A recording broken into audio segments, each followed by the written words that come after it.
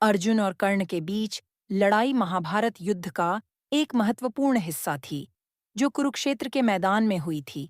यह लड़ाई 17वें दिन हुई थी और इसे महाभारत के सबसे भीषण युद्धों में से एक माना जाता है।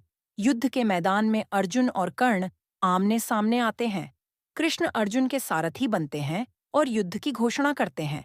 अब जानते हैं कि कर्ण और अर्जुन का युद्ध कौरवों और पांडवों के बीच भीषण युद्ध चल रहा था। 17वें दिन दुर्योधन ने कर्ण को सेनापति बनाया। अर्जुन और कर्ण आमने सामने आए। दोनों ही महारथी धनुर्धर थे। युद्ध अत्यंत घमासान हुआ। दोनों ने दिव्यास्त्र चलाए। कभी कर्ण भारी पड़ा, कभी अर्जुन, देवगण और आर्ष भी इस युद्ध को देखने आए, क्योंकि यह युद्ध महाभारत का निर्णायक क्षण था। मित्रों, अब जानेंगे युद्ध में कर्ण की कठिनाइयां। युद्ध के दौरान कर्ण का रथ का पहिया धरती में धंस गया। उस समय कर्ण को अपने गुरु परशुराम का श्राप याद आया कि आवश्यकता पड़ने पर ब्रह्मास्त्र प्रयोग करने का ज्ञान वह भूल जाएगा। कर्ण ने अर्जुन से कहा कि धर्म के अनुसार जब योद्धा निहत्था या असहाय हो, तब उसे नहीं मारना चाहिए। मित्रों, अब जानते हैं कि कर्ण का वध कैसे हुआ।